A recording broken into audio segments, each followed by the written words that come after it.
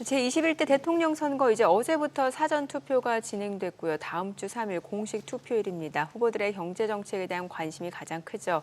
대선 후보들의 부동산 공약 실효성과 주목해볼 이슈까지 짚어보겠습니다. 네, 오늘은 부동산 경제연구소 김민만 대표 자리했습니다. 어서 오세요. 안녕하세요. 예, 오랜만에 나와주셨습니다. 네. 이거부터 한번 여쭤볼게요. 진짜 외국인들의 그것도 이제 중국인들인데 따져보면은 이 한국 부동산 매입 상황 이게 요즘 좀 이슈가 되더라고요. 예, 늘어나고 있습니다. 늘어나고 있어요.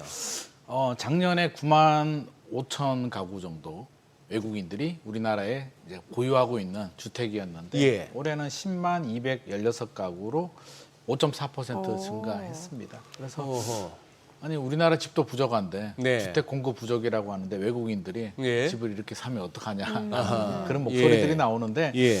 내용을 좀 더 살펴보게 되면은 일단 중국인이 많습니다. 56%가 중국. 52%가 네네, 56이고요. 6. 그다음 2위가 미국인데 예. 차이가 좀 많습니다. 중국인이 한 5만 6천 명 정도 된다면 네. 미국인은 2만 2천 명. 아, 그다음 캐나다가 3위, 대만, 호주인데 2위에서 5위까지를 다 합쳐도 2위에서 1위 중국을 따라잡을 수는 없습니다. 중국인들이 많이 사고 있고요. 네. 지역별로 좀 살펴보게 되면 잠깐 생각하면 서울이 집값 올라가니까 서울 집을 많이 사지 않았나라고 생각하는데 그렇지 네. 않았습니다. 그럼- 경기도 집을 가장 많이 샀고요. 경기도요? 경기, 인천, 서울인데 경기도도 지역별로 좀 살펴보게 되면 화성시, 화성시를 가장 많이 샀고요. 안산시, 시흥시, 부천, 수원 순서대로 갑니다. 이렇게 바라본다면 제가 볼 때는 투자 목적보다는 실거주 목적이 좀 많지 않나. 우리 지금 집값이 서울 한강벨트 위주로 올라가는데 말씀드린 이쪽 지역들은 집값 탄력성이 지금 상대적으로 크지 않은 지역. 공장이 또 많고 그렇죠. 공장들이 많기 때문에 필요한 노동자들이 집을 샀다라고 보여지고요. 뉴스 헤드라인을 보게 되면 외국인들이 뭐 우리나라 집을 삭스리한다 뭐 이런 뉴스들이 나오는데 비중을 보게 되면 우리나라 총 주택이 1,931만 가구 정도 됩니다. 예. 근데 외국인들이 찾는 비중을 보게 되면 0.52%. 0.52%. 그러니까 아직까지는 뭐 삭스리 정도는 아닌 것 같고요. 왜 이런 자꾸 논란이 생기냐면 결국에는 불공정 문제 아니겠습니까? 불공정. 왜냐하면 외국인들은 자국에서 중국이라면 대출을 받아서 우리나라에서 주택을 사게 되면 이 상호주의가 적용이 되지 않고 있기 때문에 중과세 적용이 안 됩니다. 우리는 만약에 제가 1주택자인데 집을 한 채 더 사게 되면 뭐 2주택 규제들이 들어가는데 중국인들은 그런 규제 적용 대상이 안 되기 때문에 이런 역차별 논란으로 아마 불만이 좀 표출이 되면서 삭스리 논란이 되고 있는 것 같습니다. 근데 우리는 그러면 중국 가서 집 살 수 있나요? 한국 사람들? 뭐 힘들게 살 수는 있는데 기본적으로 중국은 토지가 개인 사유화가 되지 않고 있기 때문에 중국인들도 토지가 아닌 건물만 사게 되고요. 우리나라 분들은 중국에서 대출 받기도 힘들고 우리나라 대출 받아서 중국에서 투자하기도 현실적으로 힘듭니다. 가장 문제는 중국에 투자했다가 빼나오기가 그러니까 중국인들이 우리나라에서 투자했다가 팔고 돈을 가지고 나갈 수는 있는데 우리나라에서 중국에 투자했다가 돈을 가지고 나오기는 현실적으로 좀 어려운 부분이 있기 때문에 이런 불공정 문제, 역차별 문제가 제기되고 있는 그러면 상황입니다. 그 지금 말씀하신 그 대부분의 외국인들이 국내 집을 사면서 주택을 사면서 우리 국내에서 또 대출을 받나요? 대부분? 근데 국내에서 받을 수도 있고요. 있고. 또 외국 자국에서 자국에서. 우리나라 대출 규제들이 있기 때문에 자국에서 아. 받는데 아무래도 이런 역차별도 우리는 대출 받기 굉장히 어려운데 외국인들은 오히려 대출 받기가 더 쉽습니다. 그래서 불만이 좀 나오고 있는 상황인데 전체 0.52%니까 크게 우려할 수준은 아니고요. 예. 투기 목적은 아닙니다. 물론 일부 강남에 고가 주택들을 사는 외국인들, 중국인들이 있는데 전체 주택 시장을 막 이렇게 불안하게 할 정도는 아니라고 생각합니다. 그건 뭐 그들만의 리그고요. 그렇죠, 그렇죠. 네. 아니, 그들만의 예전에 리그인데. 그 제주도 같은 경우는 중국인들이 엄청 매입했다고 해서 그때 제주도 부동산이 들썩였었잖아요. 네네. 예, 그러다가 많이 또 빠져나갔다는 얘기도 있었고. 많이 빠져나갔고 이제 땅을 많이 샀죠. 제주도는 땅을 그 이제 당시. 주택보다는 예. 토지를 좀 많이 샀고 서울 수도권에서는 이제 주택을 좀 많이 사고 있습니다. 그래서 최근에 강남 쪽에도 이제 중국인들이 주택을 구입하는 경향들이 있는데 계약 해지가 되는 경우들이 많이 있습니다. 왜냐하면 예. 계약금을 내고 예. 잔금을 쳐야 되는데 예. 중국 내에서도 예. 자금 유출에 대해서 지금 단속이 굉장히 심한 상황이기 때문에 아. 자금 유출에서 적발이 되면 계약 해지가 돼서 실제 강남 집주인들은 중국인들이 집 보러 온다고 하면 안 보여주는 경우들이 많이 있는 상황입니다. 계약이 안 될 경우들이 많이 있기 그래요? 때문에. 예. 아니 이렇다 보니까 역차별 논란이 있다 보니까 지금 이제 외국인이 국내 부동산을 취득할 때 뭔가 좀 제한하는 그 법 개정안이 지금 국회에 제출됐다면서요. 네, 법 개정안이 제출이 됐는데 네. 내용을 보게 되면 상호주의. 지금은 의무가 아닙니다. 상호주의가 뭐냐면 중국에서 한국 사람이 중국에 투자하기 힘들면 중국인도 똑같이 적용을 하겠다. 어떤 제한을 하겠다는 거고요. 토지거래가를 외국인한테도 수도권에 대해서는 외국인이 우리나라 주택을 사게 되면 토지거래 허가를 적용하겠다라고 하는데 사실 토지거래 허가 구역이라는 건 살 수는 있는데 투자 목적이 아닌 실거주하시는 분들이 살 수가 있는 규정인데요. 예. 앞서서 제가 설명드렸잖아요. 예. 어디 많이 샀냐면 화성시, 안산시, 부천시, 시흥시인데 이게 투자 목적보다는 주로 실거주로 많이 샀기 때문에 지역을 봐서는 그쪽에서 이제 직장이 있는 외국인들이 그렇습니다. 네, 그래서 네. 토지거래 허가를 적용한다고 해서 크게 뭐 그냥 실거주하면 되니까 못 사게 하는 게 아니라 불편하게 하는 규제이기 때문에 저는 이런 규제는 효용성 측면에서 크게 효과는 없을 것 같고요. 오히려 우리나라 분들이 역차별 받지 않을 수 있게 지금 다주택자 규제가 들어가는데 차라리 다주택자 규제를 폐지를 하든지 어떤 형평성을 맞추는 정책이 오히려 더 필요하지 않나 생각이 됩니다. 네. 요즘 조금 이렇게 청년 세대들하고 어떻게 대화할 기회가 있었는데 뭐 참 하면 안 되는 질문인데 넌 언제 결혼할 거야? 뭐 이런 얘기들 하다 보면은 일단 눈초리는 매서워집니다. 그렇지만 뭐 내가 무슨 그런 차원이 아니라는 걸 이제 진심이 전해지면 이제 대화가 되는데 거기서 몇 번 느낀 게 이제 부동산에 대해서 우리 청년 세대가 기대도 않고 희망도 없고 거의 포기 단계라는 느낌을 받았거든요, 저는. 네. 아니 근데 지금 이제 대선이 있으면 통상적으로 공약을 막 하는 가운데 역대 그래도 부동산 정책 가지고 이렇게 좀 뭐 얘기들이 있었는데 이번에는 안 들려요, 잘. 뭐 특별한 눈에 띄는 정책 자체가 없고요. 국민들도 크게 관심이 없습니다. 관심도 지금 없고. 한강벨트 집값만 올라가지 전국적으로는 마이너스 하락이기 때문에 예전 그러니까 20대 대통령 선거 시절에는 예. 전국적으로 집값이 올라갔기 때문에 예. 전 국민의 핫 이슈였다면 지금은 집값이 떨어지는데 무슨 주택에 대해 관심이 있겠습니까? 그리고 청년들 같은 경우도 집값이 천정부지 올라가서 서울은 평균 아파트 가격이 13억이 넘습니다. 14억 정도. 평균입니다. 그럼 실제로는 훨씬 더 높은데 1년에 1억도 못 버는 청년들이 대다수인데 네. 어느 세월에 집을 마련하겠습니까? 그래서 관심이 없는데 공약 내용을 보더라도 좀 두리뭉실합니다. 그래서 두리뭉실하고서 별로 차별화도 안 되는 것 같아요.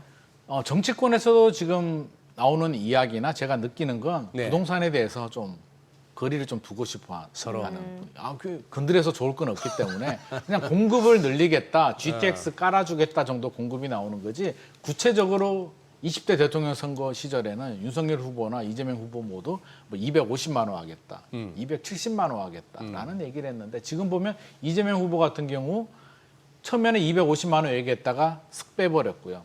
사기 신도시도 하겠다라고 하다가 논란이 되니까 또 빼버렸고 그러면 뭘 하겠다는 거냐 그냥 공공주택들 열심히 공급하겠다. 일기 신도시 재건축 활성화시키겠다.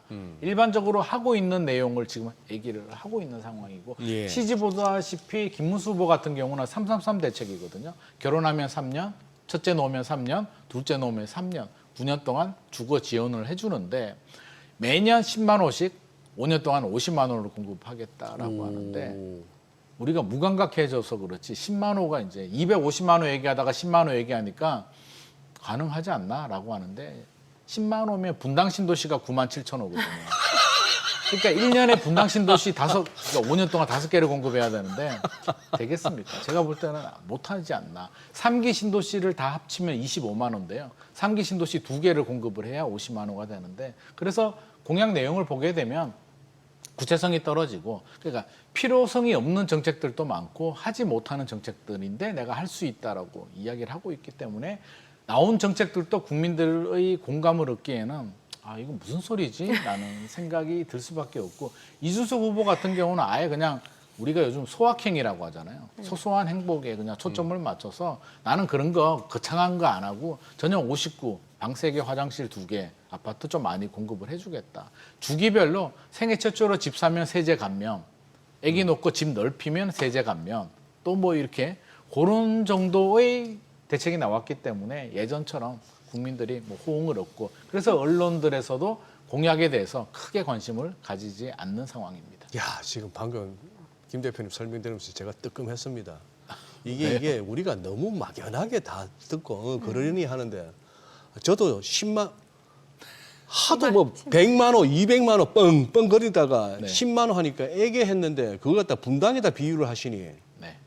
느낌이 확 오네요. 그러니까 10만 원라도 제발 좀. 저는 5년 동안 10만 원라도 했으면 해주면. 베스트인 것 같은데 그마저도 그러니까. 저는 쉽지 않다고 생각합니다. 맞아요. 근데 문제는 이게 사실 살고 싶은 지역에 그 공급이 돼야 되는 거예요. 그냥 뭐 엄한 데 돼야 되는 게 아니라. 그러면 그렇습니다. 그렇잖아요. 맞습니다. 지금 지방 뭐 미분양 나고 있는데 그 그렇죠, 이유가 그렇죠. 거기서 살고 싶지 않다라는 수요가 꽤 있다는 거고. 살 사람이 없고. 살 사람, 네네. 예, 그렇고. 맞습니다. 네. 또 뭐 직주 근접 생각하면 아무래도 서울 쪽에 몰릴 수밖에 없는데 그럼 이쪽에 이제 서울 쪽은 다 재건축 재개발 이게 빨리 완화돼야 뭔가 공급이 속도를 낼 거 아니에요. 완화도 돼야 되고 완화된다고 해서 속도를 낼 수 있을까 일단 생각이 드는데 아니 재건축이 돈이 돼야 말이죠. 살고 있던 사람들 입장에서. 그렇죠. 조합원들 입장에서는 민간 사업인데 예. 우리가 내 돈 다 내서 그러니. 짓는 거에 대해서는 굳이 그럴 필요가 없는 거잖아요. 그렇죠. 뭔가 혜택을 봐야 되는데 예. 조합원들의 부담을 줄이려면 이제 일반 분양 물량을 많이 늘려서 그 돈을 가지고 조합원들이 돈을 적게 내도록 해야 되는데 예전에는 이제 돈을 돌로 환급을 받았거든요. 네. 이게 예. 가능했던 이유는 이제 5층짜리 개포주공 같은 경우는 그걸 용적률이 갖다가. 80%밖에 안 되니까 이걸 270%로 지으면 많이 남잖아요. 맞아요. 그러니까 환급을 받았는데 아직도 그 향수에 젖어 있어서 재건축을 하게 되면 환급 받아야 되는 거 아니야라는 생각을 가지고 있는데 그건 5층짜리가 뭐 고층이 되니까 가능한 얘기고. 지금은 이제 다 5층짜리 다 끝났고요. 이제 이미 다 뭐 중층 아파트들을 그러니까. 재건축해야 되는데 네. 여기서 이제 문제가 생깁니다. 건축비도 천정부지 올라가고요. 네. 중층 아파트 용적률도 높기 때문에 사업성이 안 나옵니다. 그러면 인센티브라도 뭔가를 줘야 되는데 인센티브 주기가 좀 쉽지 않죠. 예. 용적률을 천정부지 올리게 되면 주거의 질이 떨어지게 되고요. 기반 인프라가 또 문제가 됩니다. 그래도 정부가 할 수 있는 게 이제 규제 완화 정책인데 지금 가장 걸림돌로 얘기하는 게 재건축 초과이익 환수. 네. 그러니까 개발 이익이 생기게 되면 조합원들 1인당 8천만 원 넘어가게 되면 세금을 부과하는데 이게 강남 같은 경우는 억 단위로 나옵니다. 그러면 미실현 이익에 대한 과세의 그러니까요. 이중 과세인데 우리가 양도세를 몇 억씩 낼 수 있는 이유는 팔아서 챙겼으니까. 통장에 돈이 들어오니까. 그러니까. 예를 들어서 10억이 양도 차익이 생겼습니다. 통장에 들어왔는데 내기 싫어도 그냥 있으니까 그냥 5억 내라고 하면 낼 수는 있는데 네. 팔지도 않았는데 3억 세금 내라고 하면 대출 받아야죠, 대출. 대출 받아서 세금 낼 사람이 몇 명이나 되겠습니까? 그러니까요. 팔아야 된다는 네. 얘기인데 안 팔죠. 그러면 조세 저항이 일어나게 되는데 지자체장들도 초과이익 환수 부과하기 싫어합니다. 왜냐하면 부과해도 안 낼 거 뻔하고요. 안 내면 압류를 걸어야 되는데 내년에 지방선거도 있잖아요. 주민들 집을 세금 안 냈다고 압류 걸어서 경매 넘겼다고 하면 아마 그 지자체장 강남 3구, 용산구 분들은 아마 재선되기 힘들지 않을까. 그렇죠. 그래서 이런 문제들 때문에 이제 폐지를 해야 된다라는 목소리들이 나오는데 국회에서 법 통과를 해줘야 되거든요. 그래서 칼자루를 쥐고 있는 이제 더불어민주당 같은 경우는 지금 소극적인 입장을 얘기를 안 하고 있습니다. 안 해주겠다는 얘기고요. 실제로 이제 소조 할 수 없는 국민의힘에서는 폐지하겠다고 하니까 할 수 있는 사람은 입 꾹 다물고 있고요. 할 수 없는 사람은 내가 하겠다고 하니까 앞뒤가 하나도 맞지 않는 상황입니다. 우리 김인만 대표님 더 그거 해주셨네. 날카로워지셨어요. 거침없어지셨어요. 예. 와. 할 수 없으니까 그렇게 세게 얘기해도 되고. 그렇습니다. 뭐. 리스펙. 예, 제가 공직자도 아니고요. 네, 그렇죠. 그다음 뭐 해야죠? 저 놓쳤어요. 소장님이 지금. 하세요. 아니 저는 지금 막 설명 듣느라고 빠져들어가고 다음 질문도 놓쳤네. 저도 설명 들었는데. 패스트트랙. 예, 패스트트랙 얘기. 패스트트랙 얘기를 한번 해볼게요. 아, 예, 예. 패스트트랙 같은 경우도 이제 빨리 재건축을 하겠다는 예. 건데 이 맥락은 같습니다. 패스트트랙은 안전진단 면제해주고 안전진단 단계에서 시간이 오래 걸리니까 재건축을 빨리 해야 되잖아요. 초과이익 환수는 뭐 안 되는 것 같고 빨리 진행을 해야 되는데 안 되는 이유가 앞서서 이제 사업성이라고 했는데 네. 분쟁은 세 가지에서 생깁니다. 첫 번째 조합 내부의 갈등. 서로 면적이 다르고 이해관계가 다르고 전 재산이기 때문에 내가 손해 보면 절대 안 되기 그렇죠. 때문에 조합원들끼리 분쟁이 생기고요. 두 번째 갈등은 시공사와의 갈등. 요즘 건축비 천정부지 올라가잖아요. 공사하다 중단하게 되면 돈을 더 내라고 하는데 조합원 입장에서는 돈 더 내기 내기 싫죠. 싫거든요. 예. 그러면 조합장 탄핵하게 되고 또 문제가 생깁니다. 세 번째 조합장도 문제는 탄핵을 해요. 탄핵합니다. 조합장 탄핵합니다. 이게 동의 받으면 대통령하고 똑같습니다. 그냥 탄핵되는데 그 조합장은 실제 용어도 탄핵입니까? 탄핵이라고 하진 않고 탄핵이라고 안 하죠. 근데 뭐 실제로는 탄핵하고 똑같습니다. 조합장 교체. 네, 교체입니다. 그리고 이제 해임이라고 하죠. 해임이라고 하는데 해임. 세 네. 번째는 이제 지자체. 뭐 서울이라면 서울시와의 갈등인데 서울시 입장에서 본다면 기부 체납을 받아서 도로도 넓혀야 되고 임대 아파트도 더 지어야 되고 최근에 음마 아파트 같은 경우는 서울시가 뭘 요구하냐면 대치동이 네. 주차장이 없거든요. 그러니까 엄청 복잡하니까 네. 음마 아파트에 공영 주차장을 만들겠다. 네. 그러니까 주민들 입장에서는 아니 이게 그 아파트를 다 밀고 거기다가 주차장을 한다고. 다 미는 게 아니라 재건축을 일부. 하게 되면 일부를 공영 주차장을 집어넣겠다. 아. 그러면 우리가 허가를 해주겠다는데 조합원들은 이게 무슨 소리냐. 그렇죠. 강남에 우리가 명품 아파트를 지어야 되는데 공영 아파트가 공영 웬 말이냐. 주차장. 지금 팽팽하게 맞서고 있는 상황이고요. 잠실주공 5단지 같은 경우는 임대 아파트를 짓는데 왜 한강 뷰를 조합원들만 보냐. 임대 아파트도 한강 뷰를 좀 볼 수 있게 해주라.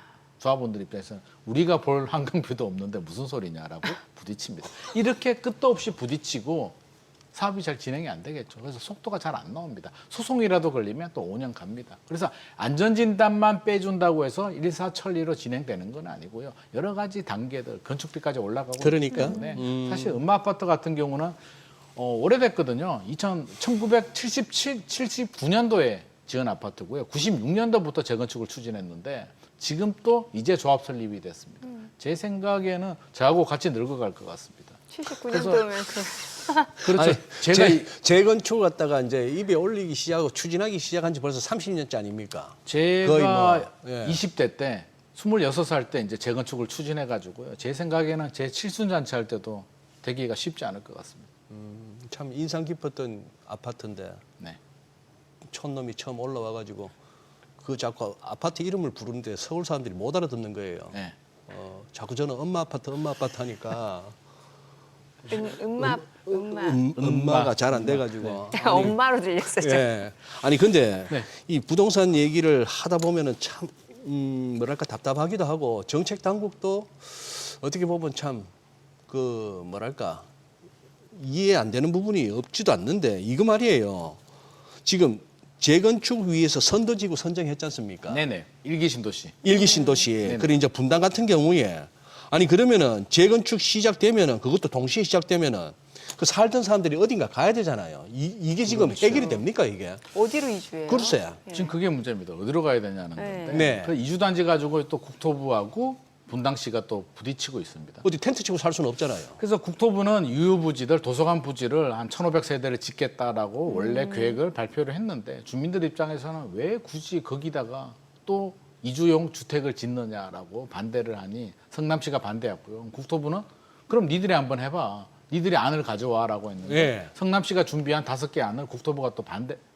이건 안 돼. 마음에 안 들어. 그래서 이주 대책이 지금 제대로 속도를 내지 못하고 성남시에서는 어떤 식의 제안을 했는데요? 뭐 5군데를 주민들의 의견을 반영해서 제출을 했는데 국토부에서 마음에 안 들어. 이런 이주 단지는 안 돼라고 해서 반대를 했기 때문에 문제인데 저는 그런 생각이 듭니다. 이주라고 한다면 네. 관리 처분이 나오고 이제 이주하는 단계에서 이주 단지가 필요하잖아요. 예. 지금 재건축은 단계가 있는데 예. 제가 학교를 예를 들면 이제 일기 신도시 같은 경우는 이제 유치원 입학하려고 합니다. 이주 대책은 대학교 가서 이제 등록금을 내야 되는데 네. 유치원 때 입학 안 한 애를 두고 우리 대학교 등록금 어떡하지?를 고민하고 있기 때문에 10년, 15년 후의 일인데 지금부터 차근차근 준비하면 되는데 마치 이주가 지금 3년 후, 당장, 예. 그러니까 정부 계획은 2027년 착공, 2030년 완공이기 때문에 이주 대책이 급하다고 하는데 현실적으로 2027년 착공하려면요 지금 이사 나가야 됩니다. 근데 지금 추가 분담금을 얼마나 낼지 몇 평을 배정받을지 하나도 진행된 게 없고요. 조합 설립이 되지도 않았고요. 통합 재건축을 하면 가산점을 줬는데 통합 재건축이라는 게 단지 여러 개를 묶어서 하는데 한 개 단지에서도 의견이 다른데 용적률이 다른 몇 개, 4개 단지를 묶어버려서 지금 단지들끼리도 서로 싸우고 있어서 제가 볼 때는 이주는 언제 할지도 모르겠고 이주 대책 천천히 준비해도 늦지 않을 것 같습니다. 글쎄. 근데 요즘 뭐 우리 이게 건설주가 막 날아가요. 이 와중에. 네네. 어떻게 보세요? 대표님은? 최근에 건설 경기가 좋지 않은데 글쎄. 그러게요, 안 좋아요. 예. 또 왜 올라가는지 저도 개인적으로 좀 궁금하거든요. PF 문제에 건설업계는 굉장히 힘든데 네. 미래를 좀 장밋빛으로 보고 있는지 아니면 해외 진출 때문에 주식이 올라가는지 제가 애널리스트가 아니어가지고 아니, 반대로 제가 좀 제주도는 묻고 그 싶은데요. PF 쪽 하시는 분들 일 없어서 놀고 있다고 하던데. 네, 다 놀고 있고 네. 놀면은 그나마 좀 다행이죠. 안 놀고 악몽에 시달리는 분들, 대출 이자는 계속 내야 되고 힘드는 분들이 많은데 주가는 올라간다는 게 저는 부동산도 사실 답이 없잖아요. 네. 어떻게 될지도 모르고 네. 정치도 답이 없는데 네. 주식도 더 답이 없지 않나. 오늘 명언 제조기시네요. 네. 오늘 내용 잘 들었습니다. 감사합니다. 감사합니다. 고맙습니다.